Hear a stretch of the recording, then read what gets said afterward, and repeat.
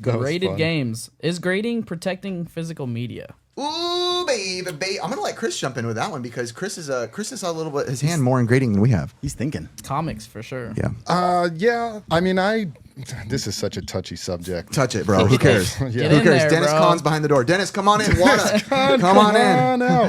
Out. There's several different aspects to it, of course. Myself personally, I grade comics. I've graded Pokemon cards. I've only ever graded one video game, which was a sealed KO. Was it Wata or VGA? CGC. Oh, CGC. I'm a huge CGC fan. I grade them with comics. They're a trusted seller. I send all my Pokemon cards into CGC. Wow. The couple of the guys that run it, Matt McClellan and Joseph Ross. I know those guys from way back, like Too Many Games. Insider trading. I'm like, Easy there, Pelosi. Joe, give me the. Give me that. Give me that But they are 9.8. such straight up guys. So I'm a big fan of CGC. Cool. And, to answer that question, the only video game I ever graded, and I have a fair amount of sealed games, was a KO for Sega CD. Sega CD. You guys familiar That's with with the Little game? Bird, right? Yeah, it's got like the... Or is yeah. that Calibri? No, I'm that's Calibri. My brain's not working. KO has kind of like the witch-looking magician kind of character on the front. Okay. Keio. KO. Okay, yeah. And that is a sealed copy of it. So We're both like, yeah, sure, man, let him talk. But it's a sealed copy of it, and I was just keeping this in a bin, and I've always just been afraid, especially with that it's just going to get a rip in it. Got it. And I was like, I want to just send this in. So when CGC started grading, An ice cream man pulled up outside. There was Hey, an ice come cream in, man. please. We can use it. I would love an ice cream right now, actually. All right. Oh, God. So I did grade that game to basically protect it. Is the only one. And I have a couple other sealed NES games that they just sit in bins and I take stuff in and out of them. And I'm like, man, I do not want to tear this. I have no intention of ever opening those games. The whole grading thing, when it caught on, I know it was like a money, and there's the whole back end of it, right? Like I never really got into the back end of the fraud and this and that. Like it just wasn't my topic, so to say. It wasn't something I was honestly interested in. But the only thing I spoke to with grading that I liked is I only got 2 things graded in my life. And I love having the case for it. I felt like it just made it I'm a collector. But even though I know it doesn't. Like it's a clean display of it, right? It just felt so this was nice. This makes me feel like I'm doing it. But I don't know, man, about the whole shady stuff that happened. I didn't really follow it. Did you follow it? Yeah, I did. I mean, I'm not a fan of what took place, to be honest. It did seem very sketchy to me in the boosting of prices, and I totally understand that. And each of these different communities, collecting communities, like whether you talk about games, you talk about comics, cards, now VHS, they all have differences of opinions on this grading. Comics and cards, very acceptable. I don't know if it was like that all the time. But why? So what is it about, and I don't, this is just a question, what is it about gaming that you feel like when people grade other stuff, everyone's like, who cares? But with gaming, there was such I don't even want to say hatred, but almost. Well, one is the concept of why would you grade a game, then you can't use it? Well, right? then the topic of emulation just comes back in. If you really care to play Mario 3 for the millionth time, you can probably emulate it for $2. I'm not saying that's the right thing to do, but that's just whatever. And it seems to go through phases. I feel like grading of games when it first happened and actually it's been around for a long time. It just wasn't even people were considering it. But when when WATA came out, people were very opposed to it. And they had differences for why they didn't like it. One being why would you ever grade a game, then you can't play it? Got it. One. But that applies also to comics, right? Then you can't read the comic. To cards? I mean, aren't you supposed to in cards, you can't play with them, so it applies. But in cards, comics were probably the first one where the grading happened. I actually had to go back and look at the history of that, and it was in the 80s when CGC started grading comics. So it wasn't in the 50s and 60s that they were grading comics. And my guess is that in the 80s when they started grading comics, I would imagine there was probably a lot of collectors that were like, this is the dumbest thing ever. Yeah. Versus now, 40 it's more vocal years 'cause later. it's on social media. You have a voice maybe to argue. And I think it also just the collecting, it kind of went through a phase of, I'm guessing that people were like, this is dumb. Why would you grade comics? And then 40 years later, now it's very acceptable. You go to a comic show, I was at WonderCon a couple weeks ago, and if you're going to buy an Amazing Fantasy 15 first appearance of Spider-Man, you want it graded. You want to know the condition of it. Yeah. you know, and you would hardly even ever find that book not graded, you know. I have an interesting story, so I'm sure some people will get mad, but that's just life.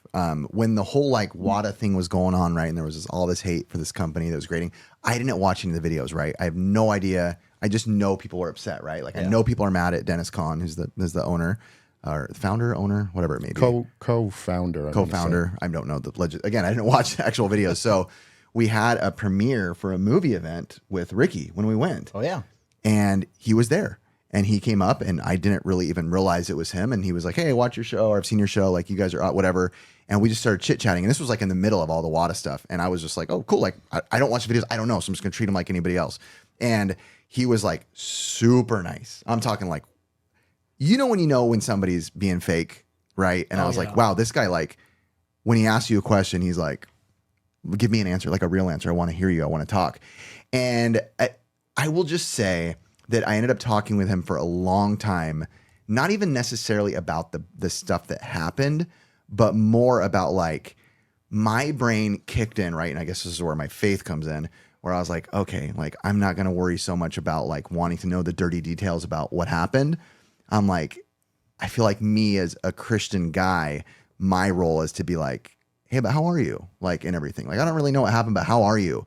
And the way he responded was, it was pretty heart-wrenching to hear the things that were happening to him, being said to him, family stuff. And again, regardless of what happened, right? Like, he didn't kill someone, right? So, it's not like, go kill him back and he deserves to go, whatever. I don't know. But I just remember listening to him, and I was like, man, that's a really big letdown that there's a way to go about some shady business. If it was, again, I don't even know. I really don't know the details. I never wanted to know. But I was just like, as a person, I wanted to be like, how are you? And just hearing the response from people, I was like, that's dumb, right? Like there's a right way to sort of pitchfork, with flaming pitchforks and kill the ogre, whatever it is. But I was like, man, I was like really let down for a minute, like looking around like, I can't believe people talk to people. Yeah, maybe because like people don't have that type of escape, especially somebody in that position. Who does he have to talk to other than his family? Yeah. So somebody actually on the other side, not having any judgment, that was probably a really nice escape for him. Yeah. Well, let me say this is before you just real quick. I want to just make this clear to everybody. I still don't know, like, right? I never went deep into any of that because I'm not a drama. Yeah. I don't need to know to know him. I don't meet with Chris and go, well, before we become friends, what are the bad things that you've done, right? Or have you? So I didn't feel the need to vet him, so to say. Yeah.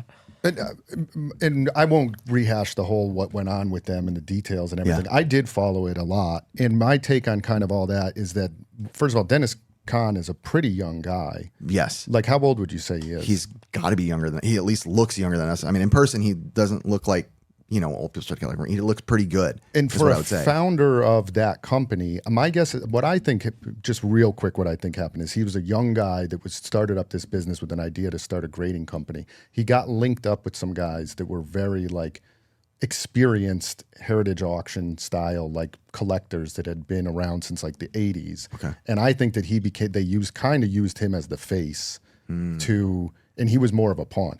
Speculative stuff. That's what you think? What I think. Okay. Correct. This is my opinion on that. Because of reading really in depth what went on. Again, there were some bigger players on the back end that kind of might have done some shady stuff. Okay, got it. My opinion on it. Yeah.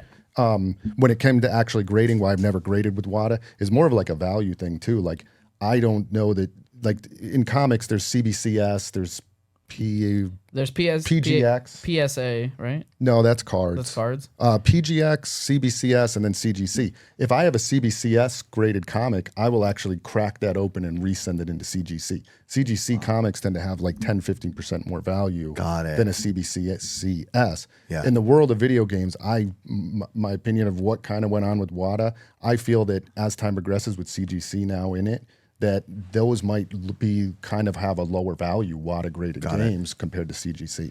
It's potentially. Hard. It's just such a weird place to be in because like we're in this space, right? We're in the retro scene, right? So there was part of us that were like, should I be investigating this, so to say? Yeah. But we never did, even though there's other things in the community that technically we could have been like, haha, I should check into, not casting shame, but like I should check into the Amico or whatever this is because it's hot and our people, like we talk about the DK, all these things, like maybe I should be, but I've just always been, I guess I'm very old school traditional. I don't know what it is. I've always like my parents have always put in me like, don't treat someone a certain way unless like you for sure know that that's what's going on. Like if you've talked to them and gotten like, there's even YouTubers, right? When we first started where people are like, hey, that guy sucks, dude. Don't go around that guy. Like, well, and I was like, I'll wait till I meet him myself. You know what I mean? Like, let me meet him and see, or her, and see how they are. And some of these people I met and I'm like, great. They're totally cool with me. You know, I don't need to, again, it's just so hard because we've all had, not saying I'm defending anything, right? I'm not defending anything, whatever happened at Wata, I don't know. But because like my brain is like, we all have pasts, so to say, or have done things, right? And it's hard because like Curtis, we've only known you for like a year, but I can't be like, hey man, before we get closer, let me hear the details. Why you gotta look at me like that, Curtis, what have you done, my Curtis? details, bro. So yeah. Next question, Curtis, what have you done? What haven't I done? I think one of the questions I wanted to ask is like, how do you feel that when like Riff is a big guy who like will get something that's brand new and rip it right open? Like, how do you think that like people react to that all the time with you? I mean, some people don't like it. I mean, I don't know. I again, it just depends what world you're in. If you want to, so to say, preserve something or hold on to it or maybe grade it, or because it's sealed, you feel like it's preserving it, or there's just so many different categories of like, are you a player? Are you a collector? Are you this and that? I'm just an experience type of guy. I like to experience the hunt. I like to experience having fun. I like to experience goofing around. He knows the amount of sealed games we've come across where I'm just like, cool, this is sealed, got it for $1, throw it behind me. Caleb's like that. He's gotten in trouble for that too. One of his videos, it was my idea. I probably shouldn't be saying that on camera. He was like, this is Pokemon box, and he's holding it. $1,600 he paid for it. And he's like, and I don't like it. And he throws it behind him and it lands in a trash can. And that's how he started the video, just to grab attention. But I was like, it was just one of those things where I'm like, we're going to get slaughtered for this. But again, I don't know. I never hold physical items in such a high regard that I don't know, have fun with it, so to say. And I just would, and just overall, my opinion of the grading as well is like, I don't understand all the attacks against people that like to grade stuff. I don't like get that if either. that is your thing and you want to be grade your collectibles, by all means do it. Somebody that doesn't want to grade their collectibles, don't grade your collectibles. Exactly. But there seems to be this, again, that going back to that transition, and it's different in each one where like initially there's this attack. You're so dumb. It's like calling people dumb, like why you would grade stuff. Internet, You're man. an idiot.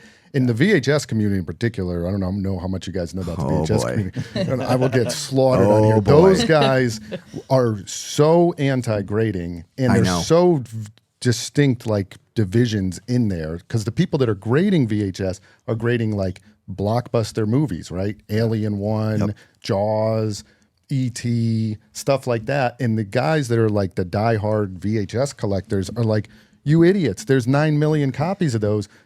Grade something rare, like some weird, obscure promo horror copy movie. of, But that's just not the way it works in collectibles. However, I've definitely gotten crap for being into VHS.